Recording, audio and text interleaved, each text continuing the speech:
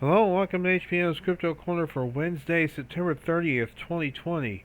Already at the end of September, getting into October and one of my favorite times of the year, Halloween. We have a few things to talk about, so let's get started. Multiple Nessie sightings reported. Here is a photograph, ostensibly of the Loch Ness Monster.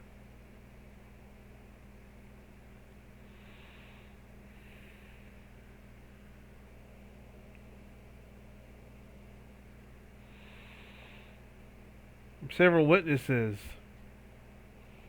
September 15th was a banner day, I guess.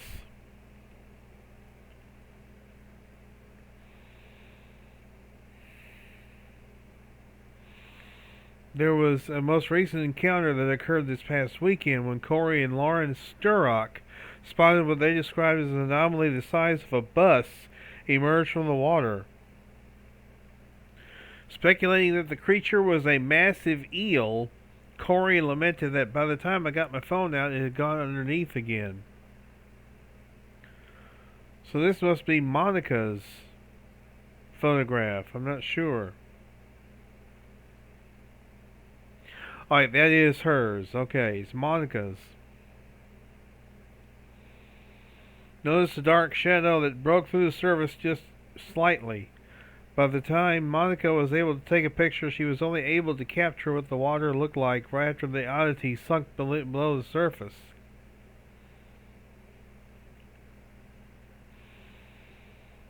Third report this month came by way of an area resident who claims to have seen a very defined dark shape beneath the water on the first of the month. A self-described Nessie skeptic. Oh yeah, this fellow. I think that's the story I talked about last week. The former Nessie skeptic who believes now he may have seen the creature. Refer back to my show from last week for that story.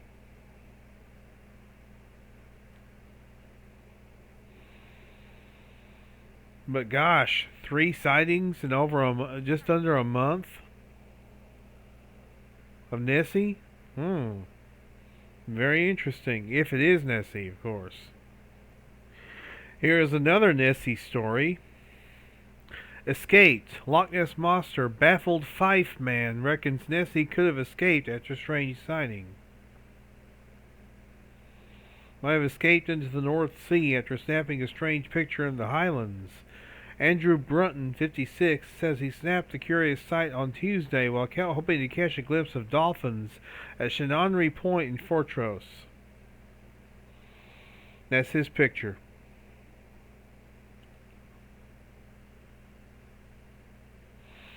Revealed he has no idea what the creature could be. He's hoping other Scots can help shed light on this sighting, which came just one day after learning about Nessie.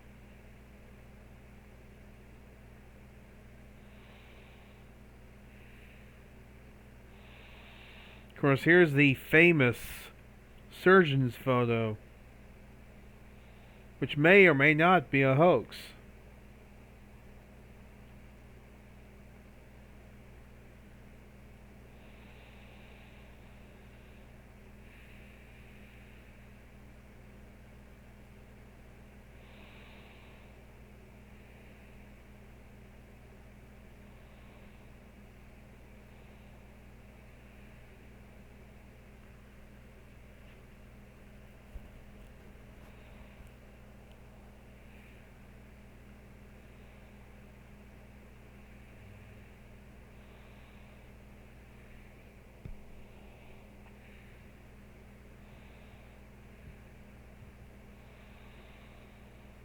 Yeah, I believe I discussed this one not too long ago.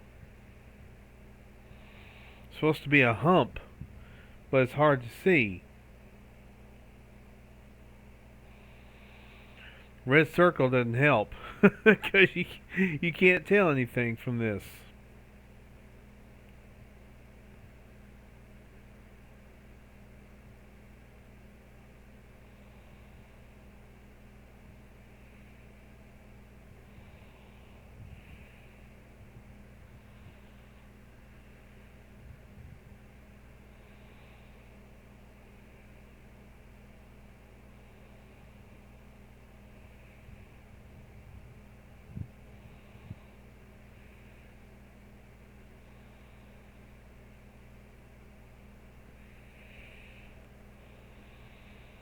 There, it looks like there's something right there, but it's hard to see, hard to tell.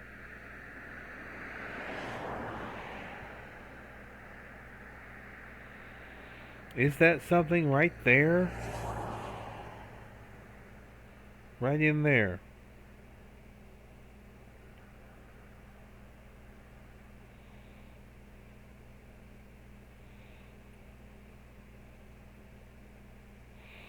Looks like it's moving on to the next video, so I think we are going to move on. Here's more on the mysterious Bigfoot, the UFO connection this time. Here's the illustration of the article. This is an article by Nick Redfern. His previous article at Mysterious Universe on the subject of monster hunting was titled Bigfoot, Why Can't We Find the Proof? It was focused on certain very strange aspects of the United States' most famous monster, such as the fact that Bigfoot seems to be impervious to bullets, that the creature has vanished before people's eyes, and that we have never ever been able to secure Bigfoot DNA. There's another issue connected to all of this. Arguably, it's the most controversial aspect of all, namely the links between Bigfoot and UFOs.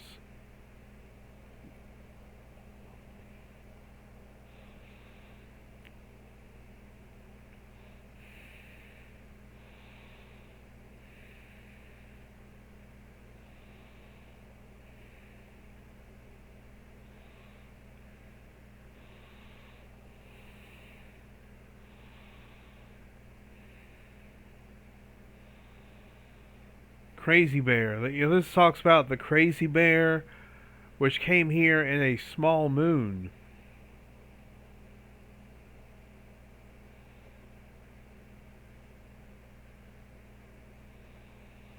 Ejecting both the creature and several others of its kind. Now this is something Nick is not going to ignore.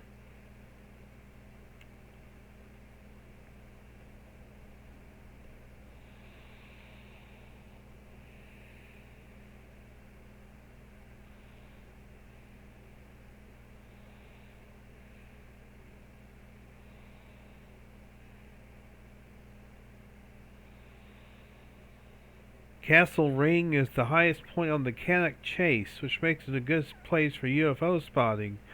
There have been numerous incidents of UFOs, which could be because you are more likely to see something from a high point.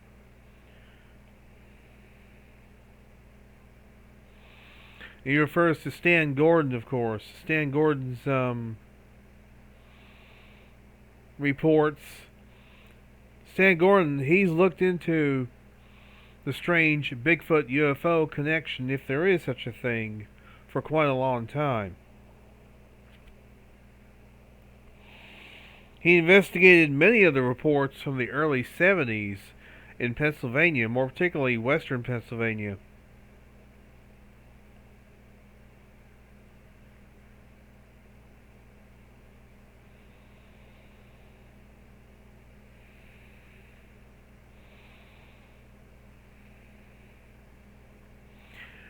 I think if you're going to look into something, you should look into it thoroughly and not just halfway do it.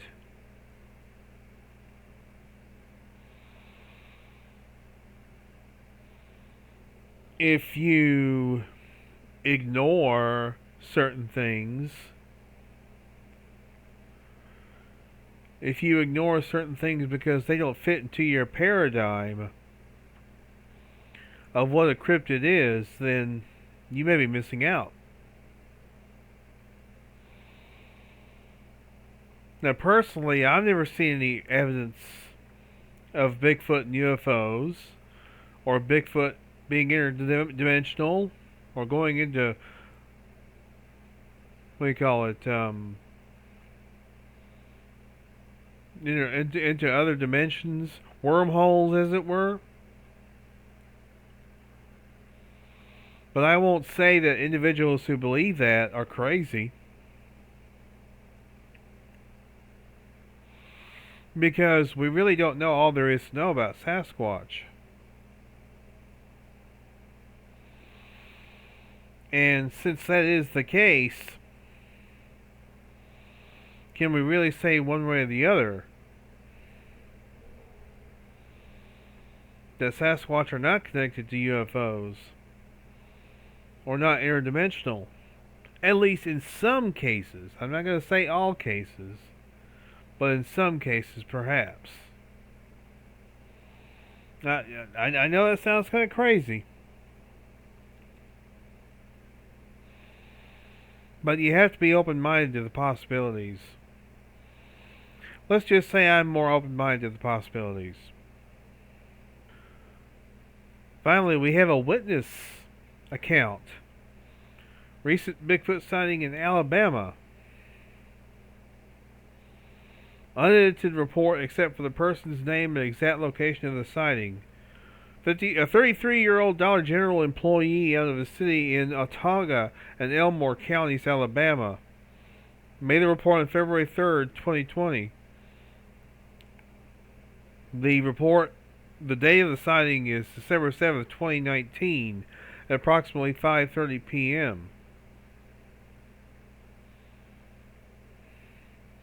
Witness said they were deer hunting.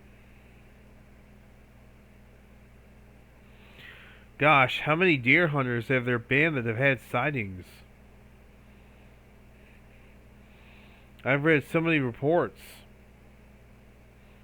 of deer hunters and hunters in general who've had sightings.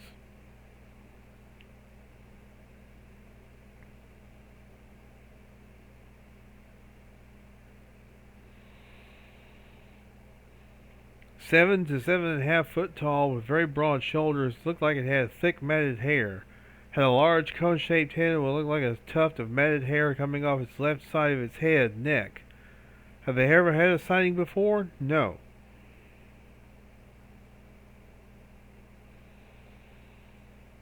This was a report taken by who?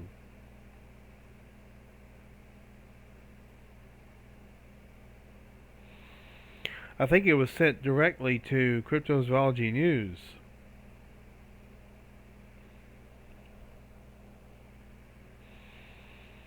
I don't think anybody else has seen this one, not even the BFRO.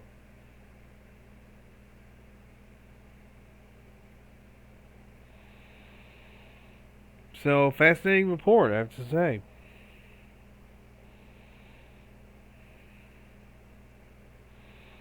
In Alabama, I went to Alabama last year, and the areas that I was in,